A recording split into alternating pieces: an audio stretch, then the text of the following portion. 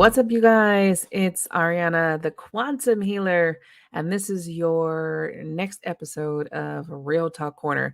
We're going to be going over, once again, Julie B's Middle Ground, where we're going to finish watching some of the Men Are Superior to Women video. Are men superior to women? Are they? I don't think so. Men should not be in position of power.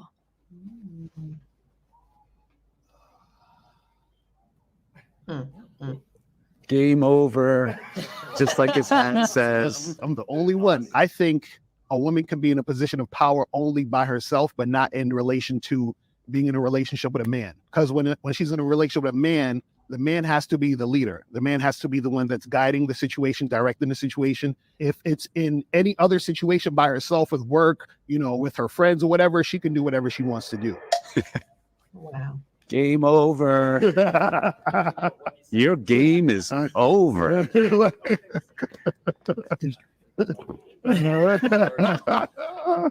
I first want to ask, because there's a lot of like has to, have to's, but like not really a reason behind it. Like, can I ask, like, what's your reason behind like why a man has to be in power? Why can't a woman be in power? Power is such a weird word. I'll say more like the leadership role. And the thing is that a man has to lead a woman. He has to guide a woman, because what happens is that when it's the opposite, when a woman is leading that man, she usually loses respect for him. When she's in a relationship with a man who is, under her, who's submissive to her in a lot of different situations, then she starts to lose respect for him because she's looking for a man to lead and guide her. If you notice, they have sex with the bad boys, but then the nice guys get tossed to the side. You see, like, why is that? Well, if you look at them psychologically, they have past traumas and issues probably. But like, look, there's women for you, right? I mean, like, you're on a different scale. What I would say, some women want a guy like you because they don't want to do anything, right? They don't want to take that position. I'm around a lot of women who don't want that. They're in positions of power, not just in work, career, at home. I know a lot of them. I do business. I find women much more pleasant to do business with. But when you're talking about maybe being at home, I don't know. It's just like, I think when you get into your part, your end of the pond, it can get a little bit mucky. You know what I mean? And I don't really subscribe to that as well. I heard you say you were from New York. I lived in Manhattan for 30 years as a fashion designer in the heart of Manhattan. She was working as a fashion editor. I held it down with the 3 kids. I was the one bringing the money home. I was the one doing that. After my son, my youngest, went back to school, she went back to work. I always wanted to have my own collection. She was like, you should do that now. So guess what? She had the job. She paid the bills while I was building my company. So I could be strong in our relationship and be a man in our relationship, but I also got to know what it means to have a partner next to me, and not someone that I have to lead. Well, I think it's really, really important to specify what leading means. And so right now you talked about, okay, we do the chores. Sometimes she pays more, sometimes I pay more. I think it's looking at a really superficial level. I think what you look at in a relationship, when you look at leadership and the one that is following per se, is who's the one holding down the emotional space? Like, who has the capacity to show up as the rock the majority of the time in a dynamic? And if that is the woman, I believe for the most part, the polarity gets thrown off and there will be a deficiency in the sexual attraction that she'll have for you. If you are more excessively emotional and unstable than your wife, I do believe that's going to lead to issues in the relationship. A man's job is to be the mountain that a woman's emotional waves crash into, like straight up. So women are always going to be more emotional than men. Men should be the stable ones. Men don't need to be crying in front of women. And ideally, they're not splitting chores. And I don't mean that disrespectfully, but I think that if a woman cannot look up to you in some way, then she cannot respect you. And if she cannot respect you, she cannot love you. I totally just Yeah. totally just Yeah. So, and the only reason I didn't come sit down is because I have some really, really good women in leadership roles in my businesses. And they are absolute leaders. Now, they might lead under me, but I think they stand alone as leaders, and I respect them enough that I would never come sit down over that particular statement because it's too vague. But in the relationship, yes, sir, I do agree that a man should be the leader. He should be the breadwinner, and he should be the one solving all the problems out in the world and emotionally at home. So this is where it comes into having trust with your partner and being vulnerable with your partner. where you're able to cry in front of your partner. Again, women don't want a man that's crying all the time because that is emotional unstable. Same as women. Women shouldn't be crying all the time off everything because it's the emotional instability. That's mental issues that you got going on that you need to work out. And that thing about the nice guys finished last, that also I can say I was a woman, a kid with trauma. And so yeah, I didn't want the nice guys because the bad boys had that adrenaline rush because of the stuff I was going through, my rebellious energy. So it has more to do psychologically with the person on who they're dating versus it just that nice guys, you can't date a nice guy, because I don't believe that. I think more women now are realizing that there's nothing wrong with a man who's average. You know, this whole societal change pushing the six-figure man, high value man, and all of these things are it's just a bunch of more bullshit to confuse people. You know, there's nothing wrong with a man who makes 80 grand. There's nothing wrong with a man who makes 50 grand a year. I think that you have to, what is your priorities? Everybody wants this high society life. So splitting chores, if both of you are working, I don't feel like is a problem. But if you're a stay-home mom, and see, this is where we don't have context when everyone's answering, they're not giving context to what they mean. Because if you're a stay-home mom, I can understand that you feel like she should have the chores done, and she's taking care of the kids, and those are her duties as a housewife, right? That's her work. She's a homemaker. Now, but if we're both working 80 hours a week, we are getting a fucking maid. Why are we cleaning? Like, I think that there's people who do this that are very successful. I remember there was this OBGYN. She was a general manager in a company, and we were talking about this subject one day, and she was like, when my kids were little, we had a maid. She was like, we just paid that money to have that person come in weekly and clean. She was like, I was busy, he was busy, and we had kids, and so we just got that person to come and clean. And she was like, because then the time that you do have, you can spend it together as a family, and then you don't have to be mad at each other. And that shit hit me a certain way, like, damn, that shit is real. Like, let's budget for that so that we can have that time because we're so busy, and have that person come in to clean. So I think there's ways to get around these arguments that are going on, but people haven't looked at that because it's just the argument with that's your job, and that's your job, and that's your job, and that's your duty. Instead of sit back and look at it like, okay, where are we in this particular situation? And how do we really want to show up, right? How do we really want to show up? And so I think that's the bigger thing about it. Let's have some context to what you're saying, because if you're just saying that I got to work 80 hours and I got to pick up the kids and deal with the kids, get them all ready, and I have to cook and I have to clean, well, then of course that's unfair just because you go to work and then you come home and don't do nothing. So let's have some, we need some context on that, right? I'm glad again that you two say for work it's fine, but when it comes to our relationship, I got to be the one to wear the pants, and okay, let's not say pants. We'll use the person's words. I got to be the mountain that her emotions crash into. I tell you guys, we can be very emotional too, and I know there's a lot of guys in my 55 years that are way emotional than some of these women out here now that are taking charge. So I think that's I agree with you. I agree with you.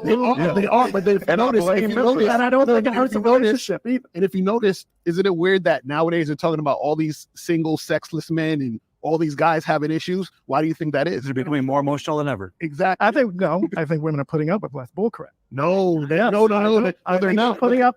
I am not a sexless single guy. No, I'm not saying you. No, I'm just saying this. But No one said you were. my girlfriend is an emotional rock for me. That's what I mean. I'm sorry, but I gotta strongly disagree with everything you say. I'm also a breadwinner right now.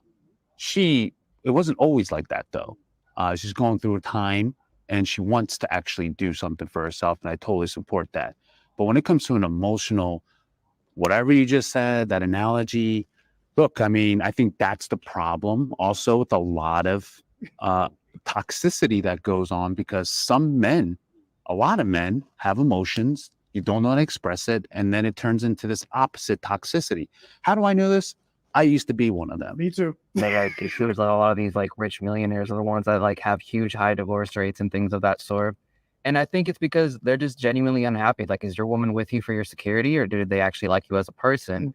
And we're starting to see that, yeah, women want me at first, but I don't think it ends well, because after a while, like, they want you for your security. They don't want you for who you are as a person and things of that sort. And that's why we see these millionaires and all these like really alpha males getting high divorce rates, because I think at first it starts off with like security. Money doesn't make you alpha. It's the think so? No, not at all, man. Nope. Yeah. I know. Yeah, I'm about to say you educate me. That's why I came here. To you, honestly, I'm trying to smash. You understand? We gotta have sex, and we have to be in some type of sexual situation, or I don't really want to, interact with you. On top of that, I don't believe in giving women non-sexual attention unless we're in a relationship. And the reason why is because I feel like non-sexual attention from a man towards a woman is very valuable. So I'm not just giving you that just to be friends. So I'm saying, like, I'm not just going to do that for you. And so what it is that if I'm going to do that for you, you have to be under my program, which means that we're in some sort of sexual relationship between me and you. You see what I'm saying? So that's how I look at that. I think that men and women can be friends. It's just not because the man wants to. Most often, it's the man is trying to sleep with the woman, right? And he's trying to hang around long enough for her to slip up and make that happen. I mean, Exactly. let's keep it 100, Exactly. right? So, can they? Yes, and that would have been the technicality. Like when I saw you moving, I'm like, let's do something, man, right? But overall, most of the time, you're not going to see a man be friends with a very overweight woman. You're not going to see a man be friends with a very unattractive woman unless there's some kind of financial reward there. So, by and largely, I don't buy guy friends, particularly with any girl I'm seeing. It's like, yeah, right. I think when I think about it, like, and I had a technicality on the other side, because I'm like, yeah, part of me really believes that can happen. But then I go back to my experience in life and my friends, and it's really hard. I was running over there in my head, like, should I sit down? But I was running all these scenarios from life experience of my friends who have said that, girls and guys, because it's not just guys. And it's never worked out that way. It just never is. And I think it's if you find the person can be, yes, a person can be an attractive person and you not find that person attractive and you be friends. You have friendship and think attraction. That's my thing. Yeah, Part of the relationship is friendship and getting along. And then on top of it, you find that person attractive. No way. I just think it's a very rare thing. Yes, a person can be attracted to me and you not find them attractive, and I could be friends with that person. But if I'm finding that, or if you're finding that person attractive and you build a friendship you connect, and you probably want to be with them. That's like, I don't think Adam and Micah say it doesn't exist, but to me, just again, in my experience in life and just knowing my friends and people, I don't know one that has worked out that way. A man should not cry in front of his kids. This should be interesting. Of course. Of course. It ain't popular. It's not going to be popular to say this. But ideally, you're not going to cry in front of your kids. They cry to you. Is it fair? No. Is life fair? No. Is the dynamic between a man, a woman, a child fair? No. But personally for me, I want to take that responsibility of being the one that's stronger than all of them. And I'm okay with that. I'm okay with that responsibility. I want that responsibility in my life. I want to feel like I was a hero to them in every way. And I don't think a man that cries in front of his family is not the hero. But ideally, I'm not going to be doing that. Right. It's weird. I've never actually seen my dad cry till this day. Like, not even once. The kids is looking to their father for that strength. And so if they're seeing their dad cry, right, I feel like that creates fear in the situation the kid has with their father. If you're crying in front of your kids, it's the same thing as crying in front of your girl. It's a bad representation of what you're supposed to be in that situation for them. Now I'll tell you when I do cry. Bro, when you see like one of those kids with Down syndrome get put in a high school basketball game, he starts nailing threes and the gym goes crazy, bro, I'll be crying my ass off. I'm so happy for the kids. All right. So this is the problem with the not crying in front of your kids and thinking that is strength, and what people don't realize is vulnerability is just as strong to have that. So I was someone who was raised in a house with two parents that were not emotional. So we were not taught to cry. We were taught to kind of suck it up. And then I was a very unemotional mom. So, I was surprised when my daughter got to her teens and was like, I've never seen you cry before. So, and it was just like, wait, what? And it was like, no, but watching TV is different, but in a real situation, I've never seen you cry. And that kind of made me like, damn, have I always always just had that I'm strong, and then that have the breakdown in the car. And then I remembered I would break down in the car, I would break down in my shower, and I would cry all alone. And that's what you shouldn't. Your family, your kids are there to experience life with you. You not crying is not showing them that you're stronger, that you got all your shit together. Again, you don't have to know it all. And this is the problem with these alpha males, is these leaders that think that they have to have all the answers and all of the questions. And if for some reason, if you tell your child you just don't know, that you're a piece of shit of a parent. They have to learn how to balance their emotions. And if all you, just like he says, he's never seen his dad cry. So that taught you that men don't cry. And that's the vicious cycle. You crying does not make you less of a man. It just shows that you're human. Okay. So you to sit and say you'll never cry in front of your kids, they'll never see that, because you need to be this rock, you need to be the strong one. Again, you're putting more pressure on yourself than what you need. Children are learning from us. We are teaching them who to be in this world, and you're teaching them to be someone who shuts off their emotions and doesn't deal with it.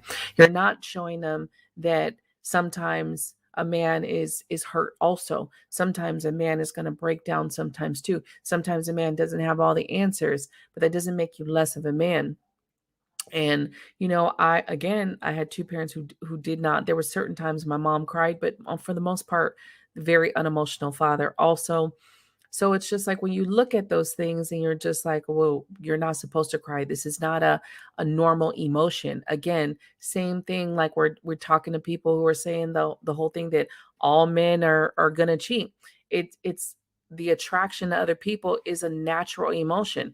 And so instead of us burying these natural emotions, let's talk about them, understand that they're normal, but we don't have to act on it.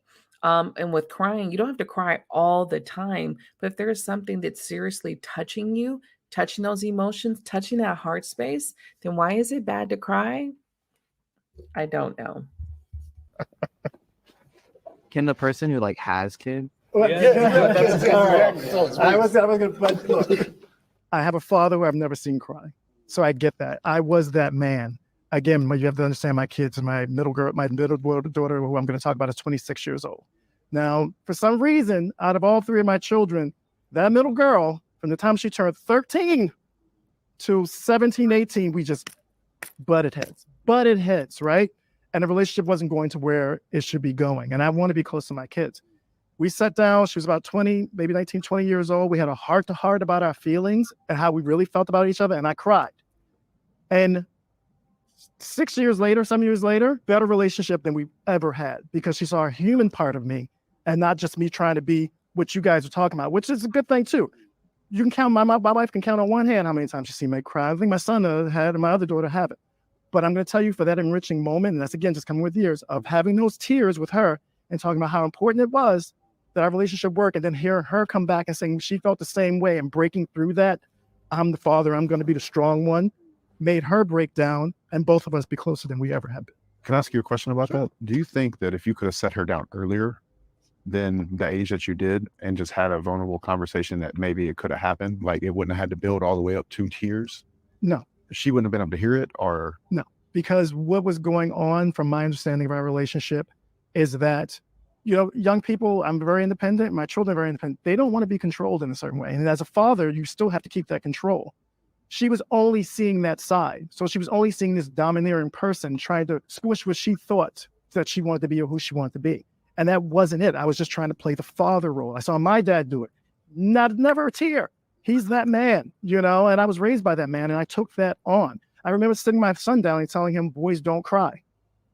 And I still to this day regret that. And I still talk to him. He's 24. I still talk to him about I was wrong, because I do not think that's the way we're supposed to live our lives. And I think that's why you go back to the statistic of how a lot of men are depressed. We're supposed to have emotions. We're human. Now, I don't believe every time you turn around, you should be in front of your children, ooh, and your wife, I think that's a drastic thing. But I know dropping a tear as a father for me made a relationship and so much closer and so much better than it would. I'm telling you, I know than it would have ever been. you don't think you could have shown that vulnerability without a tear? No. My dad was capable of expressing emotion, not from the standpoint of being a whiny little baby. He held it down on my family. My parents are the happiest couple I've ever seen, still to this day. But my dad was able to, and still is able to, at funerals, be able to show emotion. During movies, when he feels the emotion, be able to show up and do that. I'd never see him whining about, like what you guys are saying, whining about just issues happening in his life, like at work and what he's doing. Never. He deals with that on his own. But he is showing up vulnerably when he is experiencing an emotion, not from a whiny baby place, but from a freeness that he has with it. And I even think, like, when I first went off to college, he's tearing up too. So I would just like to say, this is a field I specialize in. I'm a program manager for a nonprofit that focuses on mental health.